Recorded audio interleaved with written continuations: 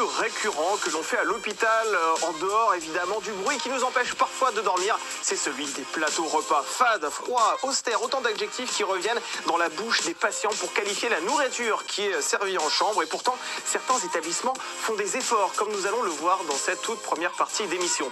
Nous ouvrirons ensuite notre page culture avec cette pièce coup de poing que l'on peut aller applaudir au théâtre des Béliers parisiens.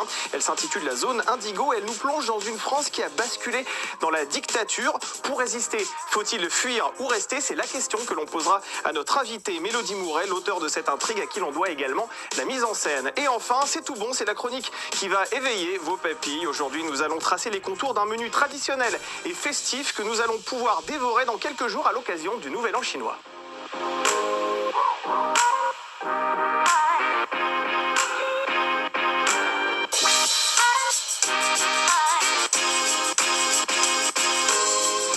Allez, il est temps pour moi de vous présenter les invités qui vont m'accompagner lors de cette première partie. Yann Le Barreau, bonjour. Vous occupez la fonction de secrétaire national UNSA Santé. Soyez le bienvenu autour de cette table. Sandra Ferreira, bonjour. Bonjour. Vous êtes, quant à vous, diététicienne et nutritionniste. Soyez la bienvenue dans cette émission. D'ailleurs, juste pour qu'on commence, parce que je sais que vous vous posez cette question, quelle est la différence entre une nutritionniste et une diététicienne? Est-ce qu'il y a foncièrement vraiment quelque chose de différent? Une différence de diplôme, en fait. Ce qui est reconnu par la HAS, c'est le diplôme de diététicien. Ouais. Nutritionniste, c'est plutôt un adjectif. C'est-à-dire qu'on peut s'appeler nutritionniste sans forcément avoir eu de formation de diététique.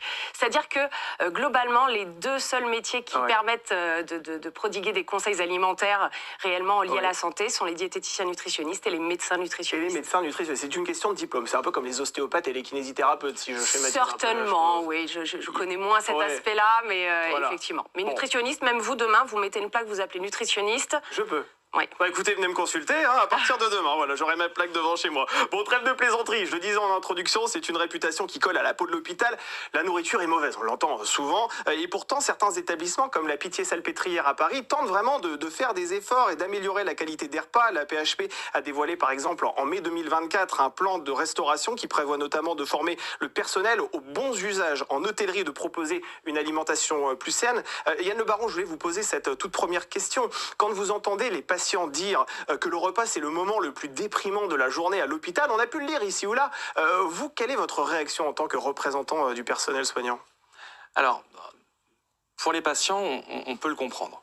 Les journées à l'hôpital sont longues, parfois très longues, et les nuits courtes, vous l'avez relevé dans l'introduction de ce débat, et le repas est un moment important. Après, pèse sur l'hôpital une contrainte, c'est-à-dire que le repas hospitalier, il est aussi tenu pour un certain nombre de patients à des règles diététiques, et là je laisserai la main volontiers à notre collègue, et donc on ne peut pas servir ce que l'on veut, et on est tenu également par des règles d'hygiène qui font qu'aujourd'hui on ne peut plus faire non plus ce que l'on veut dans les cuisines. Alors il y a des tentatives pour améliorer les choses, et je dissocierai ce qu'il y a deux aspects. Il y a l'aspect des repas servis au personnel et des repas servis aux patients.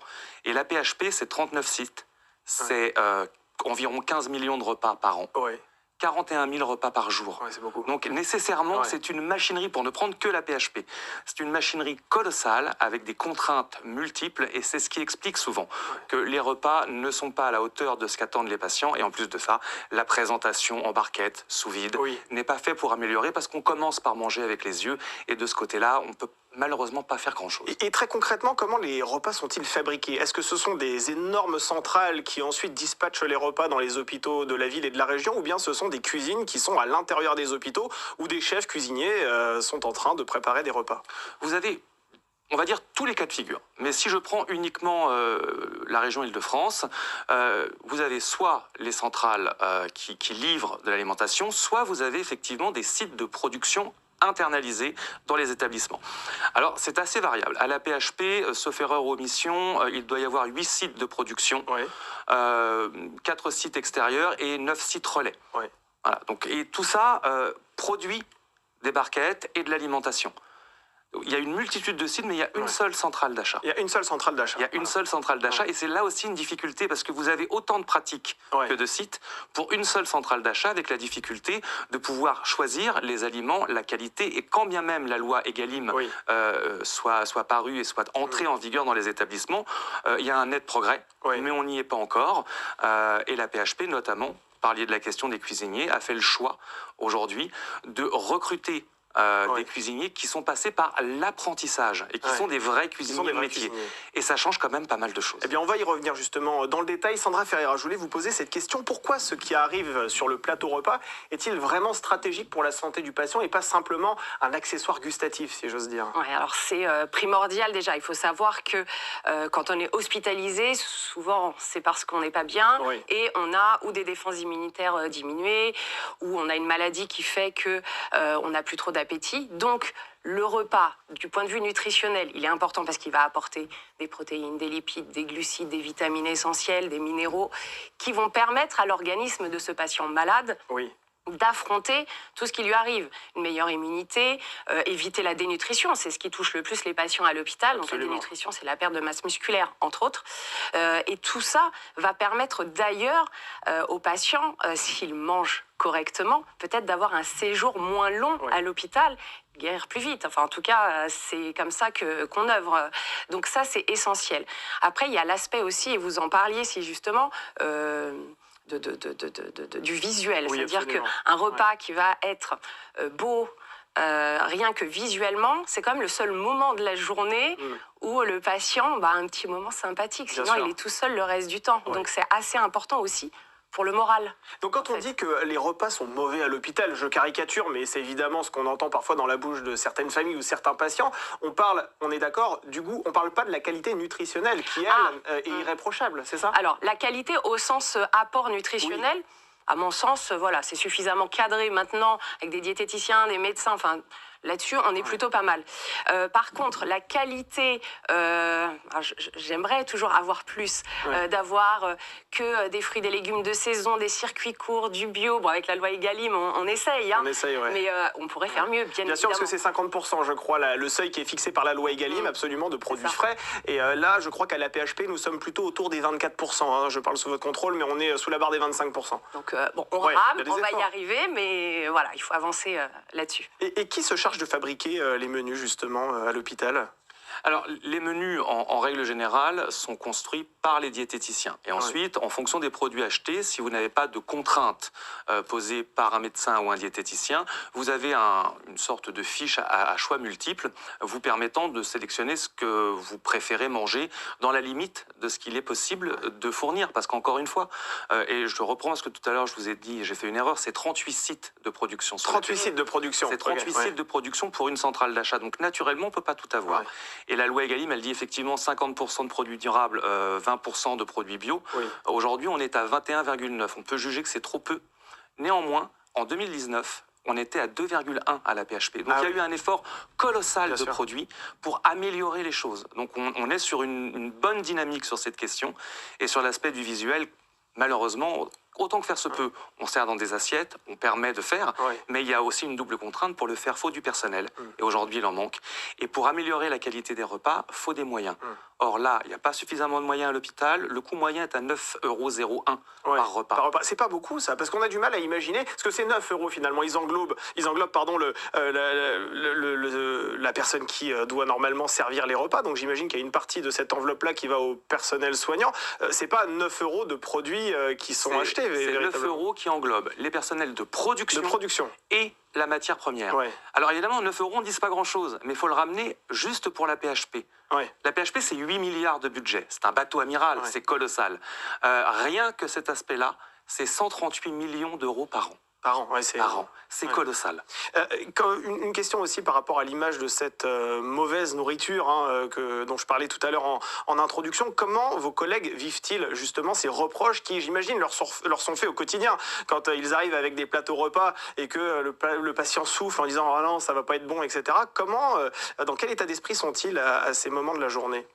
Alors, ils essayent, comme j'ai essayé de le faire en montant dans les services, on essaye de le prendre avec le sourire et de dire oui, on est bien conscient que c'est pas parfait, mais c'est mieux que ça ne l'a été. Alors c'est pas satisfaisant pour celui qui mange au jour J, mais c'est mieux que ça ne l'était.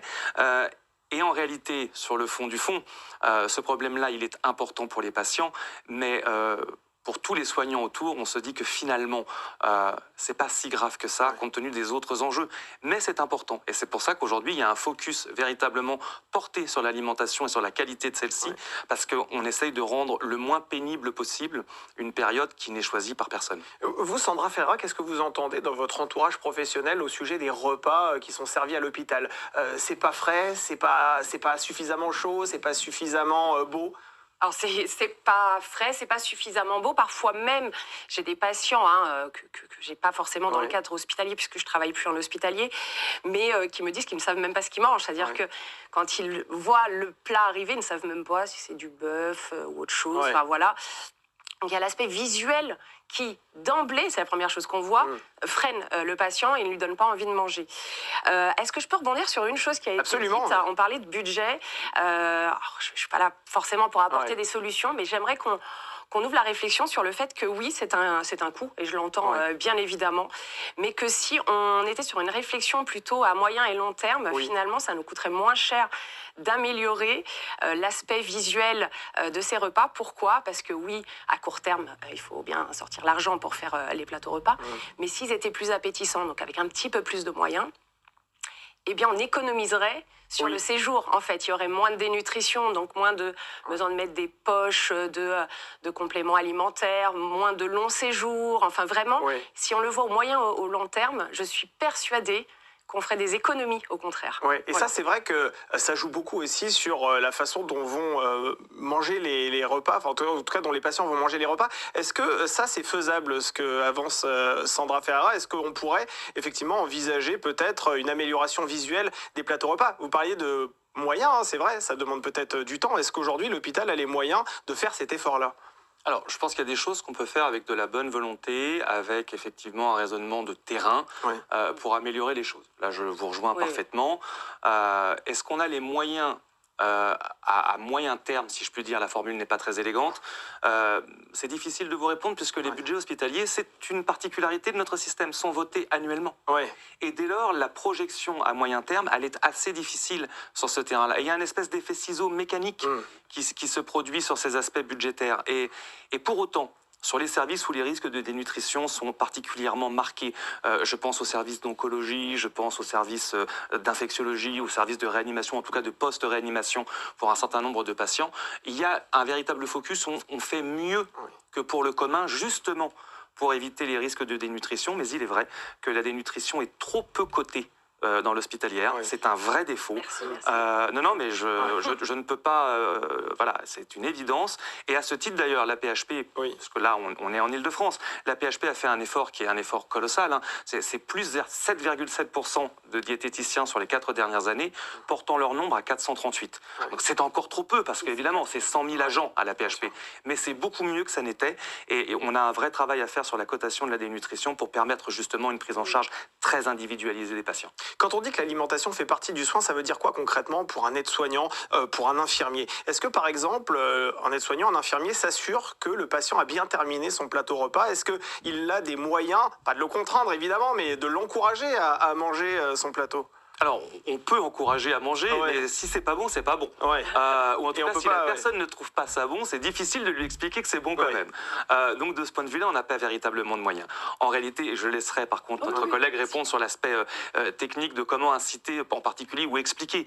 La réalité, c'est que notre travail au quotidien, c'est plutôt de s'assurer qu'il n'y a pas de contre-indication dans ce que le patient consomme. On est le dernier rempart au risque iatrogénique et de s'assurer effectivement que s'il n'a rien mangé et que ça soit correctement notifié, justement pour prévenir la dénutrition et pour tenter de mettre en place le plus vite possible des compléments alimentaires. Sandra Ferreira, c'est vrai qu'on ne va pas avoir dès demain effectivement des repas 3 étoiles dans les hôpitaux, c'est vrai. Mais malgré tout, il faut que ces patients mangent, vous l'avez rappelé, pour prévenir des risques de dénutrition, pour faire en sorte que les séjours à l'hôpital soient plus courts.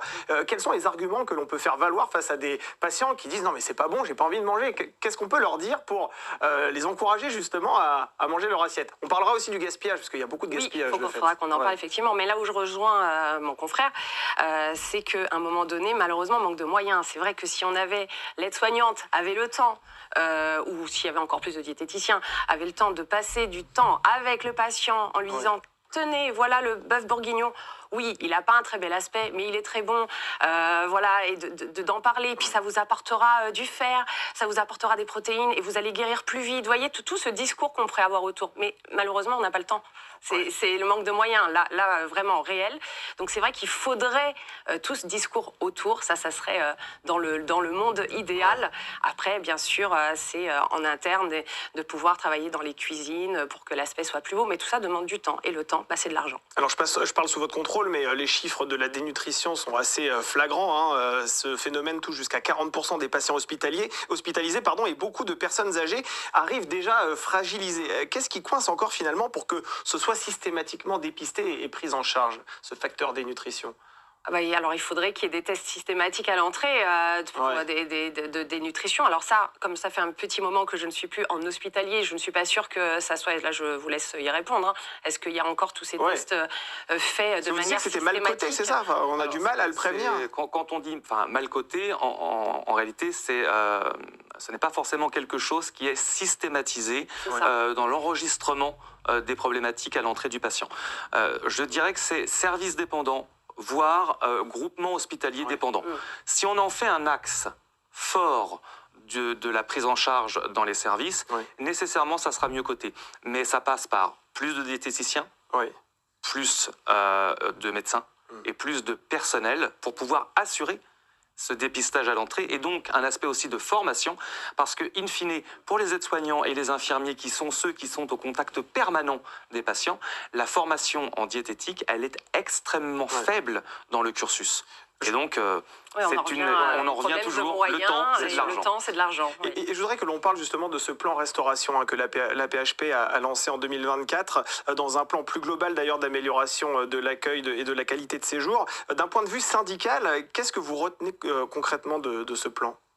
Alors, je vais retenir plusieurs choses. La première, c'est que, par exemple, sur les 38 sites de production, la PHP a vraiment axé sur on va dire, une augmentation des corps. C'est-à-dire que, pardon d'être technique, mais majoritairement, on avait en cuisine des personnels de catégorie C, c'est-à-dire les salaires les plus faibles de la fonction publique hospitalière.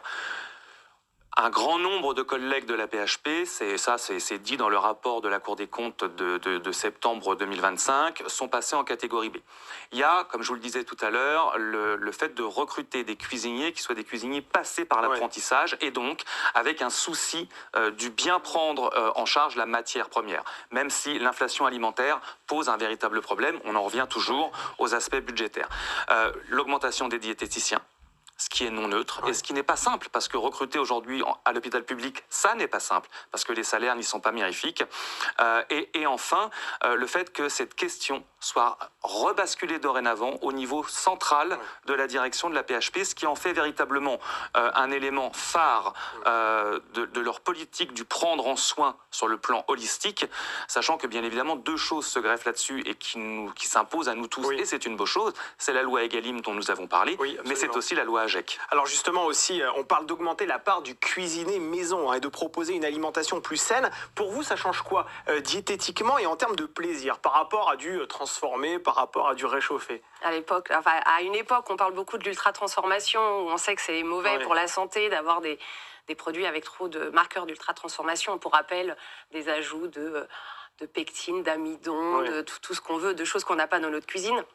On sait que c'est mauvais pour la santé, donc du fait maison, déjà du point de vue santé, on est à 10 sur 10. À 10 sur 10, vraiment? Vraiment, fait maison, on est bien, à condition, effectivement, d'avoir des fruits et des légumes, des aliments de saison. Encore une fois, manger, je sais pas, une entrée, je sais pas si c'est ce qu'il y a en ce moment au menu de la PHP, mais une entrée de tomates, là, en plein hiver, pas très cohérent avec la saison, par exemple. Donc là, on n'aura pas le plein de vitamines. Donc des fruits et des légumes de saison. Dans les rêves les plus profonds des diététiciens, circuit court, de pouvoir en plus faire travailler l'agriculture française. Enfin voilà, là, ça serait... Là, vous parlez de rêves les plus fous. Ça, c'est utopique vraiment ou c'est faisable, honnêtement? C'est faisable, mais ça demande des moyens. Ouais. Et on en revient toujours au nerf de la guerre, le budget. Ouais. Alors voilà, avec cette vision du moyen au long terme, où je suis sûre qu'on pourrait en faire des économies, mais encore une fois, comme les budgets ne sont pas votés sur 20 ans, c'est difficile d'avoir cette vision, c'est ça le problème. Et justement, par rapport à ces produits frais, à ces produits sains finalement que vous proposez de plus en plus à la PHP, je disais qu'il y a vraiment des efforts qui sont faits. Est-ce que vous vous rendez compte qu'il y a aujourd'hui des patients qui mangent plus, qui ont effectivement moins de compléments nutritionnels, des personnes qui gaspillent moins aussi? Ça, vous le remarquez vraiment sur le terrain? Alors, moi, je suis plus transversal que l'AP, ce qui fait que je n'ai pas forcément le focus AP sur le quotidien dans les services. J'ose imaginer que c'est le cas, en tout cas, je l'espère. Il est peut-être un peu tôt encore pour tirer ce type de bilan. Ce que je peux vous dire sur d'autres territoires, c'est que lorsqu'on en revient à des circuits courts, parce que c'est porté par une politique qui est à la fois régionale et à la fois locale par les établissements de santé, je sais qu'il y a des établissements en Bretagne, qu'il y a des établissements en Charente, Saintes en particulier, qui ont véritablement mené un travail sur le circuit court, sur le produit frais, sur la saisonnalité. Et oui, on s'aperçoit qu'en effet, il y a moins de gaspillage, les assiettes reviennent moins vides. Donc, pour la loi AGEC, c'est super. Et pour la loi Egalim, du coup, le 20% de bio, on l'atteint assez facilement puisqu'on est en circuit court. Et donc, sur le plan durable, le 50% est dépassé très vite. Donc, c'est gagnant sur tous les tableaux. C'est territoire dépendant. Et c'est pas en Ile-de-France que c'est nécessairement le plus simple. On entend souvent dire, c'est vrai, les responsables, qu'il suffirait de quelques centaines de milliers d'euros pour réduire le gaspillage, augmenter la satisfaction. Très concrètement, quand on parle d'enveloppe de centaines de milliers d'euros, ça représente quoi, par exemple? Est-ce que c'est 5 postes, par exemple, de plus? Est-ce que ce sont des chariots supplémentaires, des fours? C'est vrai qu'on entend parfois des chiffres qui sont un petit peu impalpables pour nous. C'est un peu de tout. Parce que lorsque, tout à l'heure, je vous disais, c'est 138 millions d'euros par an. C'est 1,6% du budget de la PHP, pour ne prendre que la PHP. Là, on ne parle que des matières premières et des personnels de cuisine. Mais rénover une cuisine, et là, il y en a 38, 38 sites de production, ça coûte une fortune. Mais du coup, quand on rénove la cuisine, il faut réadapter les chariots de livraison pour maintenir la liaison froide ou la liaison chaude. Ça coûte une fortune. Donc, on ne parle pas en centaines de milliers d'euros. Si on prend le global, on parle en dizaines de millions d'euros. Et on parle sur le territoire national en milliards d'euros. Et là, Sandra Ferrara, vos rêves sont en train de s'amoindrir. Là, non, parce que je reste optimiste. Je me dis juste que ça va prendre du temps. Voilà, je serai peut-être plus diététicienne quand on y sera, mais c'est pas grave. C'est juste que ça va prendre du temps. Ce que vous disiez si justement, on a quand même déjà beaucoup avancé. Faut pas être pessimiste. Au moins, en tout cas, on œuvre. Il y a une amélioration. Alors, c'est vrai qu'il y a une multitude de régimes qui doivent être respectés à l'hôpital. Les régimes sans sel, sans gras, mixés, hachés, les textures modifiées. Comment on fait pour garder pour chaque plat du goût, du plaisir, tout en respectant justement toutes ces contraintes diététiques propres à chaque patient? Est-ce que c'est faisable d'allier finalement ces régimes à le côté plaisir d'un repas? Je vais vous dire que oui, parce que quand on fait un mixé ou un haché, on part quand même d'un plat qui, à la base, est censé être bon. Je vous donne toujours l'exemple de mon bœuf bourguignon. Le bœuf bourguignon... Ça met tout le monde d'accord, le bœuf bourguignon. On est plutôt pas mal, Bœuf bourguignon, pommes de terre, carottes, on mixe et on a le même goût. C'est sûr, la texture est différente, mais c'est par rapport à des pathologies très particulières. On ne peut pas faire sans. Ce qui pourrait être bien, et peut-être que ça se fait de plus en plus, je ne sais pas, c'est peut-être... il y a de plus en plus aussi de culture, de s'adapter, alors voilà, encore dans mon monde idéal, aux cultures et de pouvoir peut-être proposer des aromates que le patient pourrait rajouter lui-même, du cumin, du curry, voilà, ça serait encore une fois dans mon monde idéal. Alors plus de 40 000 repas produits par jour à la PHP. Comment fait-on pour produire, alors peut-être pas autant de repas au cas par cas, mais comme je le disais, il y a une multitude de régimes. Comment on fait pour s'adapter et faire en sorte que chaque repas arrive dans la bonne chambre? Ça doit être une logistique assez incroyable. C'est une logistique colossale. Et c'est une logistique colossale qui implique une multitude de métiers.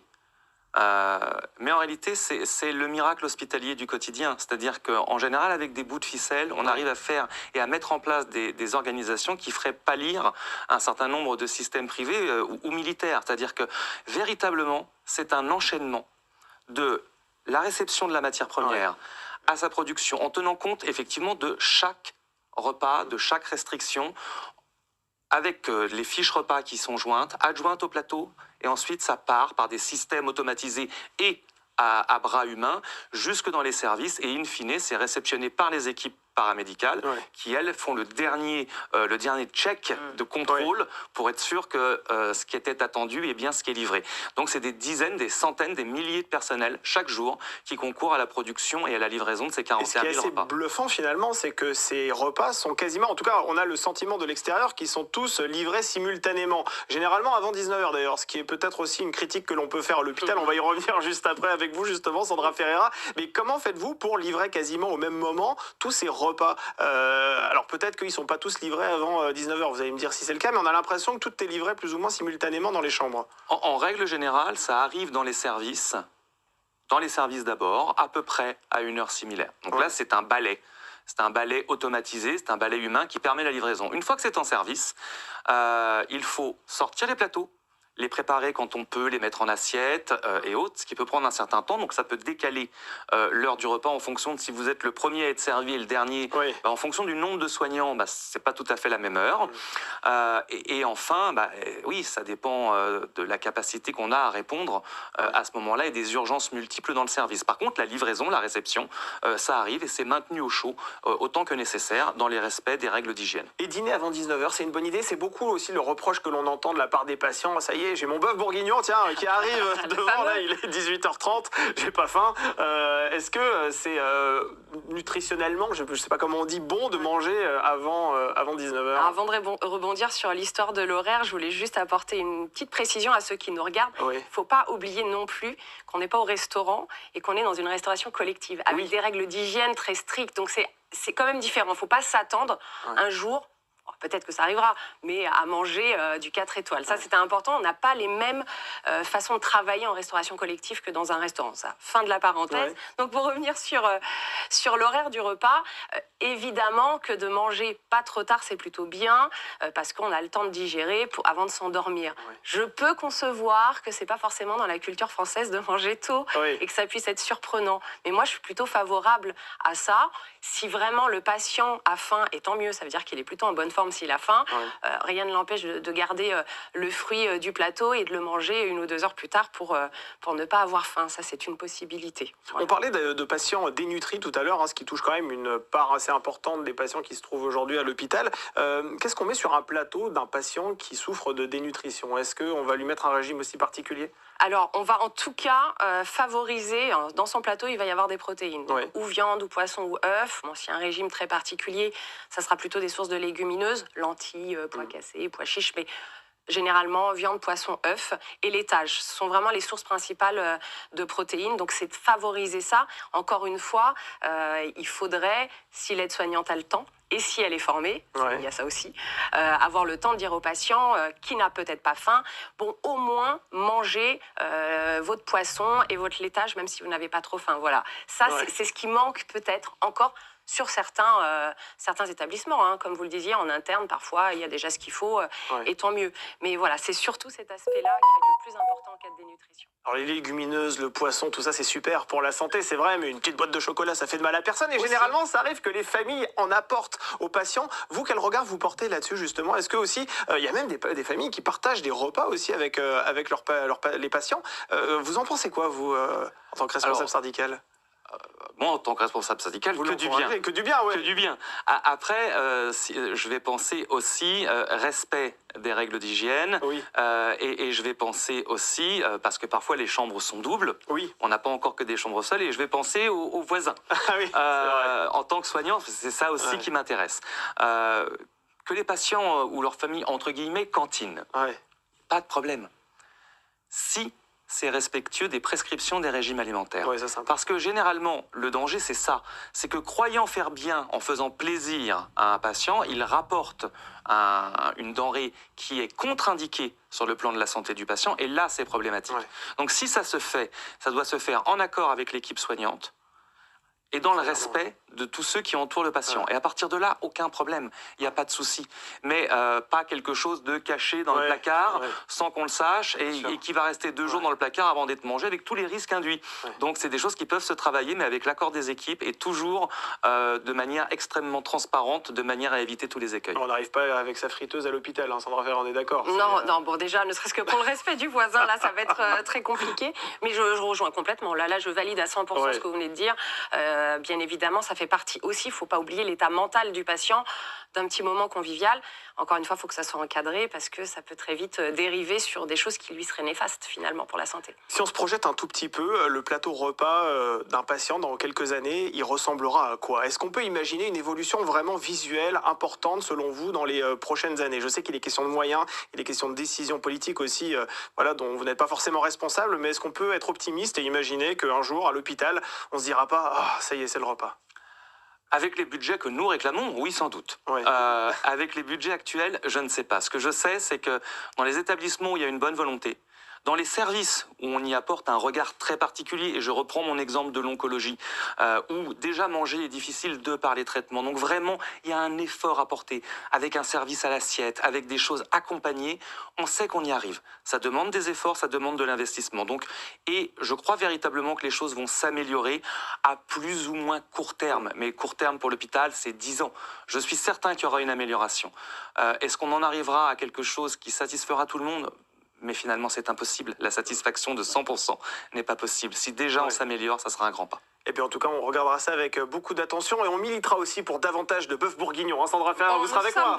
On sera côte à côte à ce moment-là. Merci d'avoir été sur ce plateau. On poursuit cette émission avec cette pièce coup de poing.